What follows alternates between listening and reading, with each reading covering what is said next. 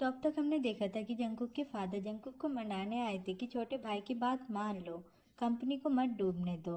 तो जंगकुक ने भी बात मान ली, लेकिन बदले में एक शर्त रखी कि आप और आपकी वाइफ और आपका बेटा जिस घर में रहते हो वो मेरा और मेरी मॉम का घर है। आप वहाँ पर मत रहो, कहीं और रहने चले जाओ। उस घर में जंगकुक की मॉम ने उसे कंसीव किया था और उसे जन्म दिया था और वहीं पर उसे बड़ा किया था। तो जंगकुक नहीं चाहता कि वो दूसरी औरत उस घर को खराब कर दे।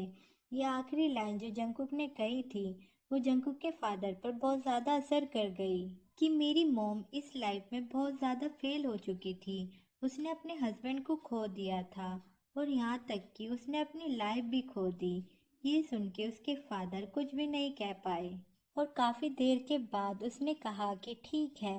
फिर वो वहाँ से चला गया और जंगकुक सोच रहा था कि मैं लाइफ में इतना ज़्यादा फेल हो गया हूँ, तो मुझे लगा था कि उसका सामना करने में मुझे इंटेंस इमोशन फील होगा। लेकिन मुझे बुरा बिल्कुल भी नहीं फील हुआ, बल्कि ऐसा फील हुआ जैसे मुझे रिलीफ मिल गया हो।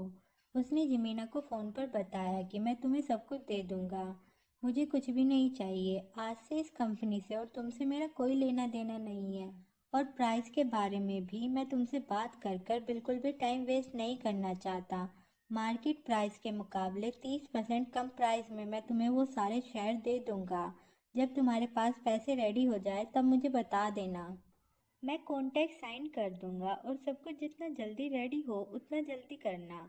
जिमीना ने कहा कि मैं इतना जल्दी कैसे इतना सारा पैसा इकट्ठा कर सकता हूँ। तो जंगकुक ने फ़ोन रखते हुए कहा कि वो मुझे नहीं पता, तुम कैपेबल हो तो फिगर आउट कर लो। कॉल काटते हुए उसने मन में बोला कि अगर हो सके तो प्लीज़ अपनी वॉइस दोबारा मत सुनाना। जंगकुक जब 21 साल का था तब उसने ये कंपनी खोली थी। उसने अकेले ने ही सारी मेहनत की थी और सारा फंड अकेले ने ही इकट्ठा किया था।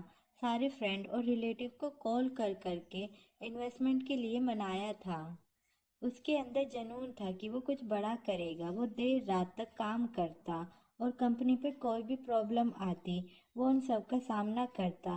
तो आज जो ये इतनी बड़ी कंपनी है वो उसी की पिछले 8 सालों की मेहनत से खड़ी हुई है। तो जंकू कभी सोचता है कि अगर मैं 8 साल पहले उस 21 साल के लड़के से मिला होता तो मैं उसकी ओर देखता भी नहीं। मतलब कि ये 21 साल का बच्चा कर क्या लेगा, मैं तो ऐसे ही सोचूंगा। लेकिन अभी दो 21 साल के बदमाशों ने ही उसके साथ इतना बड़ा स्कैम कर दिया है। जंकुक वापस जा रहा था और कंपनी की बिल्डिंग की ओर देखते हुए सोच रहा था कि मुझे ब्राइट साइड पर देखना चाहिए। अभी मैं कितना जवान हूँ, मैं बस एक ब्रेक लेकर नए से शुरू करूँगा। और मैं ये गारंटी से कह सकता हूँ कि मैं अब भी वही जंकुक बनूंगा जिसकी लोग तारीफ करेंगे। भाड़ में गया सब कुछ, मैं फिर से केयर फ्री लाइफ जीने की शुरुआत करूंगा। वो साहु जी के पास गया कि साहु जी मेरे साथ चलो मेरे घर पर, वहां से मेरे कुछ कपड़े लाने के लिए। वो दोनों जंकू के अपार्टमेंट में पहुंच गए, लेकिन बाहर से दरवाजा खुले उससे पहले अंदर से दरवाजा खुला। तो आपको क्या लगता है आर्मी, दरवाजा किसने खोला था? कमेंट करके बताओ।